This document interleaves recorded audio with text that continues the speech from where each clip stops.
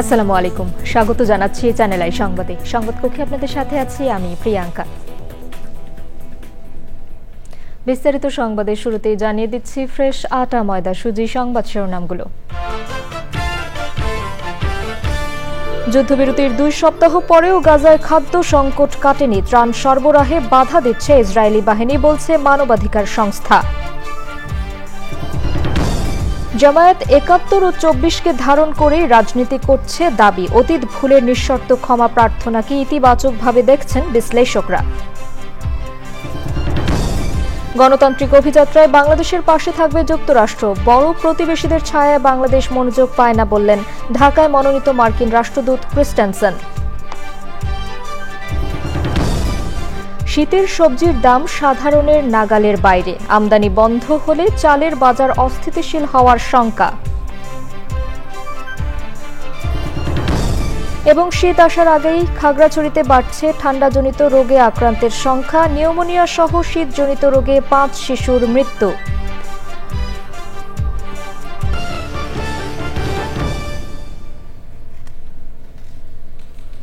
সংবাদ শিরোনামগুলো জানাচ্ছিলাম। এখনকার সংবাদ আয়োজন একই সঙ্গে চ্যানেল আই এর ইউটিউব চ্যানেলে এবং চ্যানেল আই এর ওটিটি প্ল্যাটফর্ম আই স্ক্রিনে লাইভ স্ট্রিম হচ্ছে। যাচ্ছে বিস্তারিত সংবাদে। ইসরায়েলের সঙ্গে যুদ্ধবিরতি চুক্তির 2 সপ্তাহ পরেও গাজায় স্বাভাবিক হয়নি ত্রাণ সরবরাহ। খাদ্য সংকট এখনও ভয়াবহ পর্যায়ে রয়েছে বলে জানিয়েছে জাতিসংঘের স্বাস্থ্য সংস্থা। বিভিন্ন মানবাধিকার সংস্থা বলছে গাজায় ত্রাণ সরবরাহে বাধা দিচ্ছে ইসরায়েলি বাহিনী। বিস্তারিত তাফিমুল ইসলামের রিপোর্টে। ইসরায়েলি বাহিনীর হামলায় ধ্বংসস্তূপে পরিণত হয়েছে গাজা শহর। প্রাণ হারিয়েছে 70,000-এরও বেশি ফিলিস্তিনি। সবকিছু হারিয়ে ধ্বংসস্তূপে ফিরেও খাবারের জন্য লড়াই করতে হচ্ছে গাজাবাসীকে। পরিবারের সদস্যদের হারানো অনেক শিশুকে খাবারের জন্য থাকতে হচ্ছে দাতব্য সংস্থার কাছে। 2 বছর যুদ্ধের পর 10ই অক্টোবর যুক্তরাষ্ট্রের প্রস্তাবিত যুদ্ধবিরতি কার্যকর হয়। এরপর নিজেদের ঘরে ফিরতে শুরু করে গাজার বাসিন্দারা। যুদ্ধবিরতি কার্যকর হওয়ার পরেও গাজায় খাদ্য সহায়তা পৌঁছাতে দিচ্ছে না ইসরায়েলি বাহিনী। বিশ্ব স্বাস্থ্য সংস্থা বলছে খাদ্য সরবরাহ কম হওয়ায় গাজার মানুষ প্রজন্মের পর প্রজন্মেও অপুষ্টিতে ভুগবে। জাতিসংঘ বলছে ক্রসিং বন্ধ এবং ত্রাণ সহায়তাকারীদের উপর ইসরায়েলি নিষেধাজ্ঞা অব্যাহত থাকায় গাজায় ত্রাণ সরবরাহ প্রতিনিয়ত কমছে।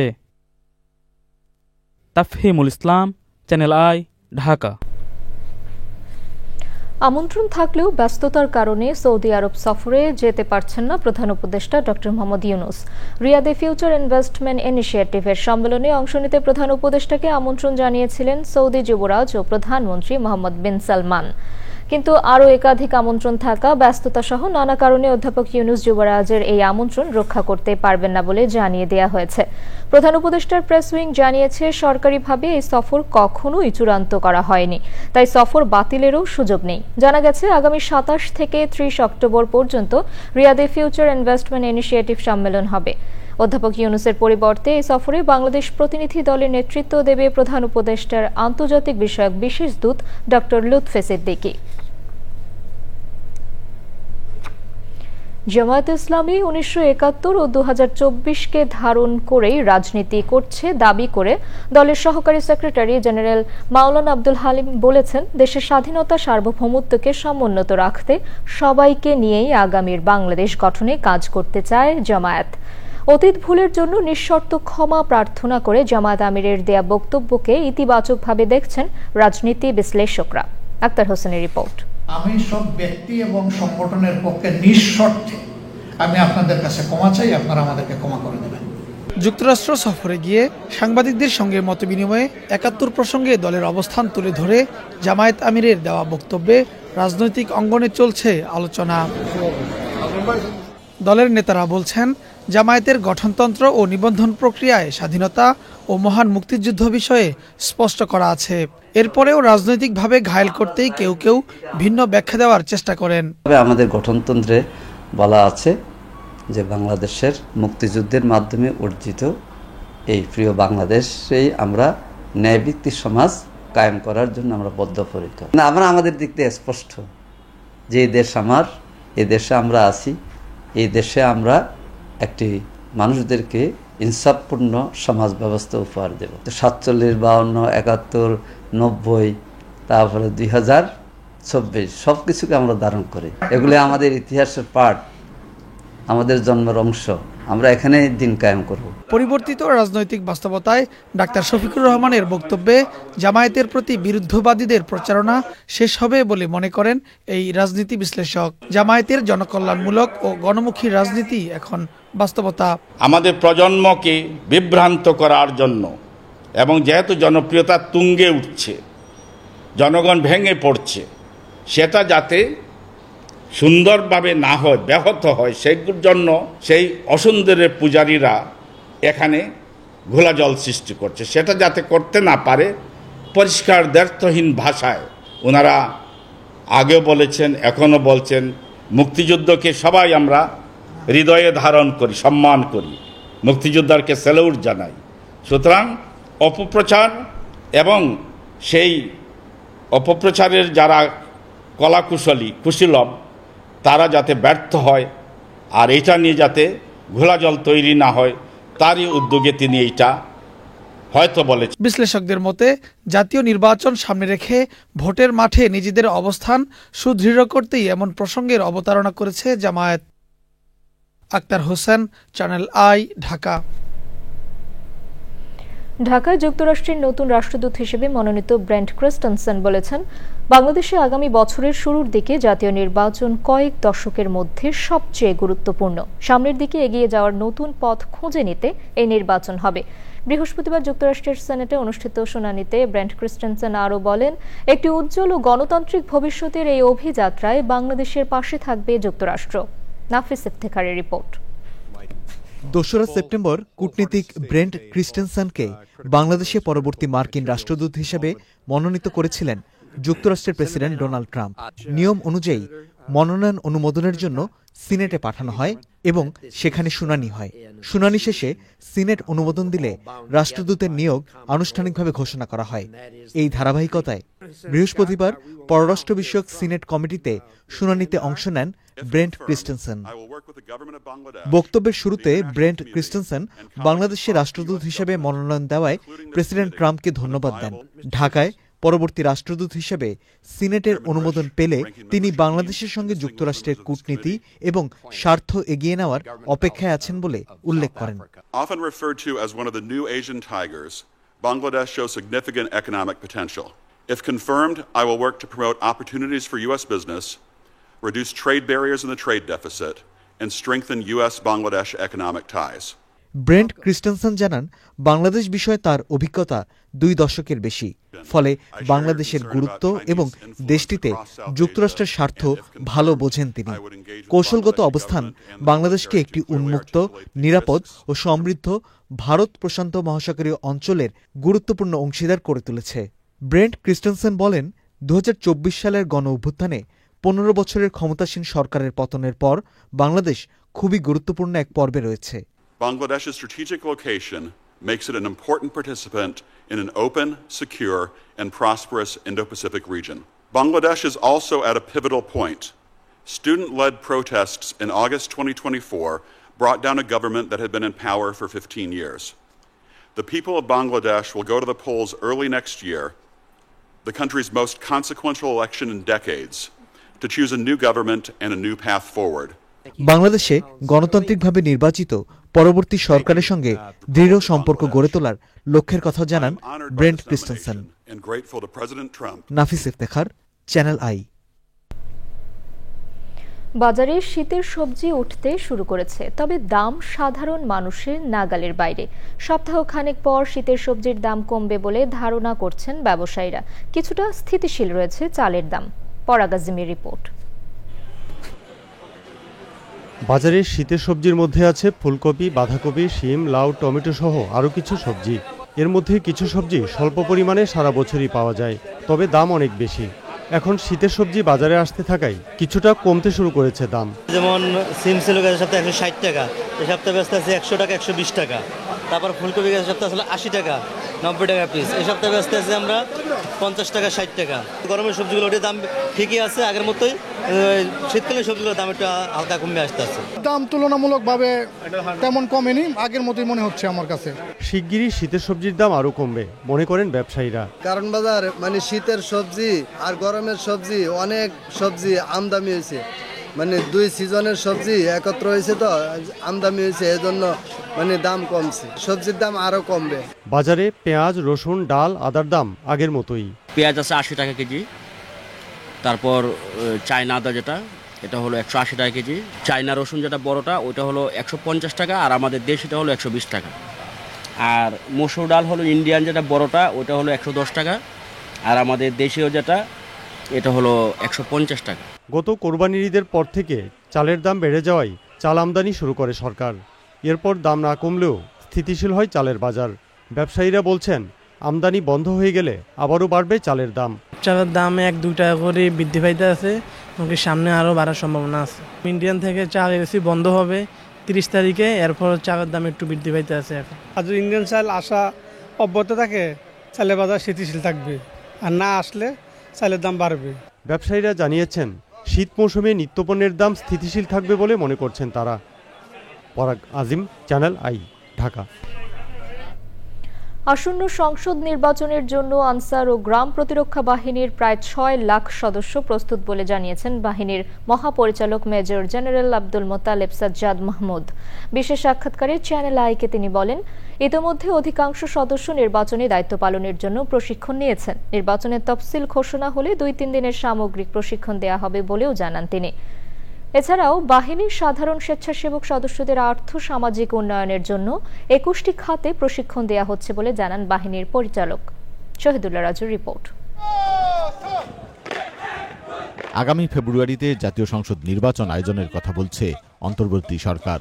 নির্বাচন কমিশন জানিয়েছে এবার সংসদ নির্বাচনে সেনাবাহিনীর 1 লাখ, পুলিশের 1.5 লাখ সদস্যের পাশাপাশি প্রায় 6 লাখ আনসার সদস্য মোতায়েন থাকবে। নির্বাচনে সুষ্ঠুভাবে দায়িত্ব পালনের জন্য প্রশিক্ষণ নিচ্ছেন আনসার ও গ্রাম প্রতিরক্ষা বাহিনীর সদস্যরা।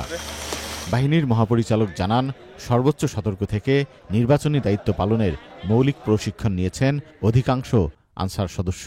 অন্যান্য বাহিনীর সাথে কিভাবে কাজ করতে হবে, যেমন আমাদের সেনাবাহিনীর যারা সদস্য আছে, হ্যাঁ, পুলিশ বাহিনী যারা, সবার সাথে কিভাবে কাজ করতে হবে as a team in the vote centre, ওইগুলোর এই মৌলিক প্রশিক্ষণে এগুলো আমরা করে ফেলছি। ইলেকশন তফসিল ঘোষণা হলে তখন আমরা রিফ্রেশার ট্রেনিং করব 2 দিনের বা 3 দিনের। ব্যবস্থাপনা, ভোট কেন্দ্রে কিভাবে ঝুঁকি, কিভাবে শৃঙ্খলা বজায় রাখতে হবে, কিভাবে ভোট কেন্দ্রের ভোটিং পোলিং বুথের নিরাপত্তা নিশ্চিত করতে হবে, কারা কিভাবে দাঁড়াবে, কোন লাইনে দাঁড়াবে, এগুলো সম্পর্কে সম্যক ধারণা তারা পেয়ে যাচ্ছে। আনসার ভিডিপি এশিয়ার সবচেয়ে বড় এই আধাসামরিক বাহিনীর সদস্যদের দক্ষতা উন্নয়নে নেওয়া পদক্ষেপের কথা চ্যানেল আইকে জানান সংস্থার মহাপরিচালক। আমাদের ট্রেনিং ফিলোসফি হচ্ছে মৌলিক প্রশিক্ষণ ডিফেন্সের যেটা, সেটা দেওয়ার সাথে সাথে একই প্যাকেজে তাকে দক্ষতা উন্নয়নের একটা ট্রেনিং করাবো। আমরা দক্ষতা উন্নয়নটা আমাদের ট্রেনিং এর একটা part. Freelancing and AI training দিয়ে দিচ্ছি। তো ওরা ট্রেনিং শেষে ওখানে they can have their on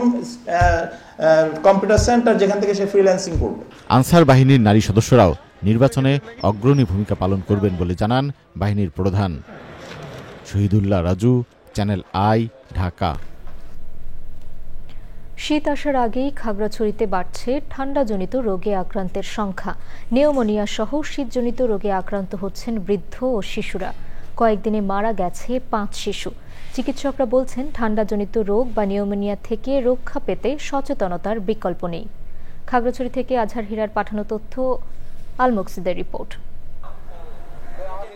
শীত আসার আগেই খাগড়াছড়ি জেলা সদরে 100 শয্যার আধুনিক জেলা সদর হাসপাতালে বাড়ছে ঠান্ডাজনিত বিভিন্ন রোগে আক্রান্ত রোগীর সংখ্যা। তাদের অধিকাংশই শিশু। প্রতিদিন আউটডোরে চিকিৎসা নিচ্ছে 150 থেকে 200 শিশু। ভর্তি রয়েছে আরো অনেকে। রাতের সময় মনে করেন যে ডাক্তার থাকে না, এখন নার্সেরাই শুধু থাকে।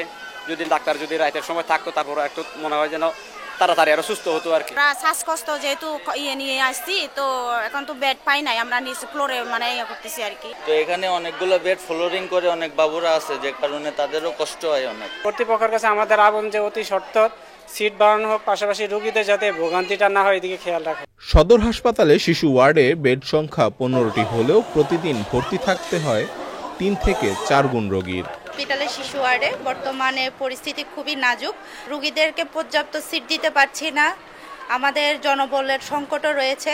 চিকিৎসকের স্বল্পতা থাকায় ভোগান্তিতে পড়তে হয় রোগীদের। 250 শয্যায় যদি কাজ সম্পন্ন হতো তাহলে প্রতিটি ওয়ার্ডে একজন ইনডোর মেডিকেল অফিসার থাকতে পারত। এতে করে রোগীরা আরো বেশি দ্রুত খারাপ যে সংকটাপন্ন রোগী তারা সেবা নিতে পারত। জনবল স্বল্পতার কারণে হিমশিম খেতে হয় চিকিৎসক ও নার্সদের। তো সকলের প্রতি আহ্বান থাকবে, আমাদের বিভিন্ন মিসকনসেপশন আছে, বিভিন্ন গ্রামে গঞ্জে জ্বর সর্দি কাশি হলে স্থানীয়ভাবে চিকিৎসা নেয় অথবা বনজ চিকিৎসা নেয়। হঠাৎ করে রোগী খারাপ হয়ে যায়, তখন উপজেলা হেলথ কমপ্লেক্সে সেটা চিকিৎসা করা অথবা ম্যানেজ করা কষ্ট হয়ে যায়। খাগড়াছড়ি সদর হাসপাতালে ভর্তি রয়েছে নিউমোনিয়ায় আক্রান্ত 20 জন শিশু। আল মুকসিদ, চ্যানেল আই। সুনামগঞ্জের পর্যটন এলাকা টাঙ্গুয়ার হাওরে ঘুরতে যাওয়ার পথে বাস নিয়ন্ত্রণ হারিয়ে খাদে পড়ে মা মেয়ে নিহত হয়েছেন। নিহতরা হলেন ঢাকার বাসিন্দা বিসিআইসি প্রধান কার্যালয়ের অতিরিক্ত প্রধান হিসাবরক্ষক আব্দুল্লাহ আল মামুনের স্ত্রী মঞ্জুরা আক্তার ও তার মেয়ে আয়েশা সিদ্দিকা। ভোর 5:30টার দিকে সুনামগঞ্জের শান্তিগঞ্জ উপজেলার পাগলা বাজার সংলগ্ন ইনাতনগর গ্রামে এই দুর্ঘটনা ঘটে। এ ঘটনায় বাসের অন্তত 10 যাত্রী আহত হয়েছেন। স্থানীয়রা তাদের উদ্ধার করে শান্তিগঞ্জ উপজেলা স্বাস্থ্য কমপ্লেক্সে পাঠায়। জয়কোস হাইওয়ে থানার ভারপ্রাপ্ত কর্মকর্তা সুমন কুমার চৌধুরী জানান, ফায়ার সার্ভিসের সদস্যরা দ্রুত ঘটনাস্থলে পৌঁছে উদ্ধার কার্যক্রম শুরু করেন। দ্রুত নির্বাচনের তারিখ ঘোষণা, উপদেষ্টাদের নির্বাচনে অংশ না নেওয়া সহ 4 দফা দাবিতে জাতীয় প্রেস ক্লাবের সামনে বিক্ষোভ করেছে জাতীয় নাগরিক জোট। বক্তারা বলেন, জনগণের আশা আকাঙ্ক্ষা পূরণে দ্রুত নির্বাচন এখন সময়ের দাবি।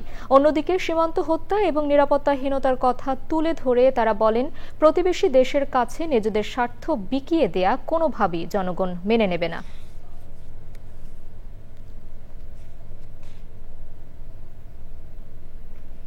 বাংলাদেশের কৃষি ও খাদ্য প্রযুক্তি খাতে উদ্ভাবনী ভূমিকার জন্য টপ এগ্রি ফুড পায়োনিয়ার 2025 পুরস্কার পেয়েছেন খ্যাতনামা কৃষি উদ্যোক্তা আব্দুল আওয়াল মিন্টু। যুক্তরাষ্ট্রের আইওয়া অঙ্গরাজ্যের ডেস ময়েন্সে আয়োজিত বোরলগ ডায়ালগ সম্মেলনে এই পুরস্কার দেয়া হয়। বিশ্বের কৃষি ও খাদ্য ব্যবস্থায় উদ্ভাবনী নেতৃত্বের স্বীকৃতি হিসেবে ওয়ার্ল্ড ফুড প্রাইজ ফাউন্ডেশন প্রতি বছর টপ এগ্রি ফুড পায়োনিয়ার পুরস্কার দেয়। আব্দুল আওয়াল মিন্টু বাংলাদেশের কৃষি খাদ্য খাতের মনোন্নয়ন, প্রযুক্তি নির্ভর কৃষি সম্প্রসারণ এবং স্থানীয় কৃষিপণ্যের বাজার তৈরি এই 3 ক্ষেত্রে বিশেষ অবদান রেখেছেন বলে পুরস্কার প্রদান অনুষ্ঠানে আয়োজকরা জানিয়েছেন। নাট্যচক্রের সদস্য ও কাহিনিক অডিও বুকের অন্যতম প্রতিষ্ঠাতা প্রান্তর হামিদ হৃদরোগে আক্রান্ত হয়ে মারা গেছেন। ইন্না লিল্লাহি ওয়া ইন্না ইলাইহি রাজিউন। বৃহস্পতিবার সন্ধ্যায় তার মৃত্যু হয়। প্রান্তর হামিদ বিশিষ্ট নাট্য ব্যক্তিত্ব হামিদ ও অভিনেত্রী নির্মাতা ফাল্গুনী হামিদের ছেলে এবং অভিনেত্রী তনিমা হামিদের ভাই।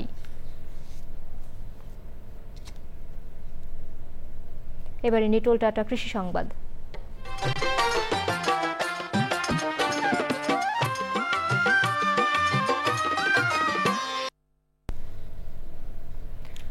বাগেরহাটের ফকিরহাটে বাড়ছে মাছের ঘেরের আইলে অসময়ের তরমুজ চাষ।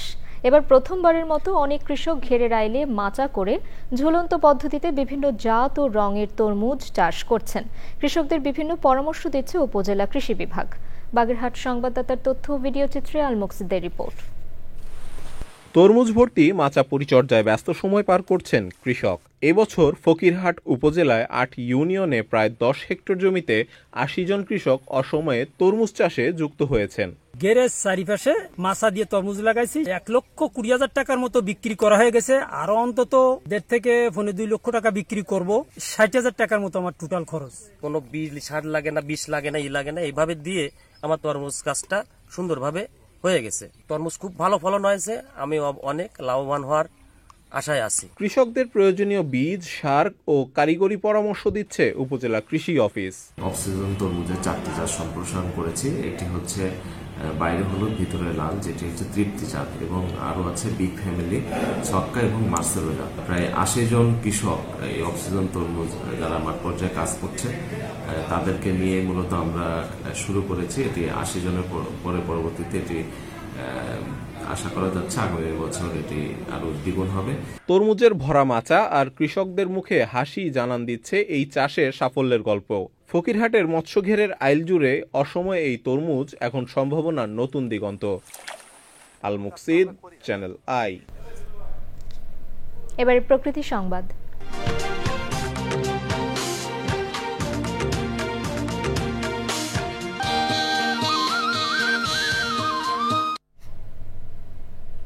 মধু আহরণে ব্যস্ত সময় পার করছেন নোয়াখালীর দ্বীপ উপজেলা হাতিয়ার মৌয়ালরা। নিঝুম দ্বীপ, কাজীর বাজার বন সহ প্রত্যন্ত অঞ্চলে চলছে প্রাকৃতিক মধু সংগ্রহ।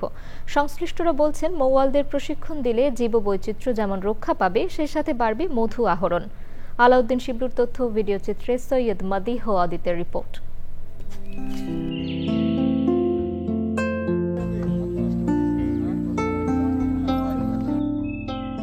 মধু এখন শুধু পুষ্টির উৎস নয়, বরং হয়ে উঠেছে নোয়াখালীর দ্বীপ উপজেলা হাতিয়ার অর্থনীতির আশার আলো। নানা প্রজাতির ফুলের প্রাচুর্য রয়েছে দ্বীপ উপজেলায়।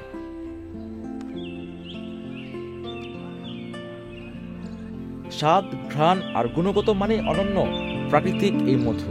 এই যে যারা মধু কাটছে, এদেরকে আসলে বিশেষ করে কিছু প্রশিক্ষণ পাইলে আরো আমরা মনে যেন ভালোভাবে মধুগুলো সংগ্রহ করতে পারি। মধু যে বাসা থেকে কাটে, সেখান থেকে যদি আপনি সংগ্রহ করেন, তাহলে কিন্তু সুন্দর মধু এবং আপনার ভালো মানের মধু পাওয়ার সম্ভাবনা খুব বেশি।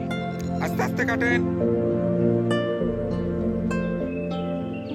তবে বাস্তুতন্ত্র রক্ষার পাশাপাশি মধু সংগ্রহে মৌয়ালদের প্রশিক্ষণ দেওয়া জরুরি বলছেন সংশ্লিষ্টরা।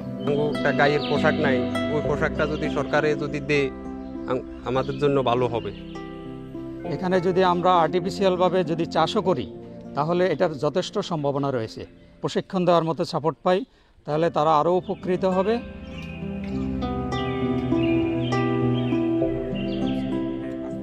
কৃষি সম্প্রসারণ অধিদপ্তরের তথ্য বলছে, চলতি বছর হাতিয়ায় প্রায় ৩,০০০ প্রাকৃতিক চাক থেকে মধু উৎপাদনের লক্ষ্যমাত্রা ৫ থেকে ৬ টন।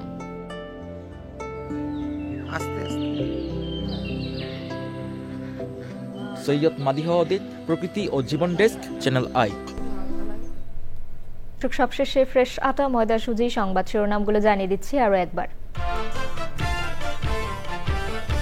যুদ্ধবিরতির 2 সপ্তাহ পরেও গাজায় খাদ্য সংকট কাটেনি। ত্রাণ সরবরাহে বাধা দিচ্ছে ইসরায়েলি বাহিনী, বলছে মানবাধিকার সংস্থা।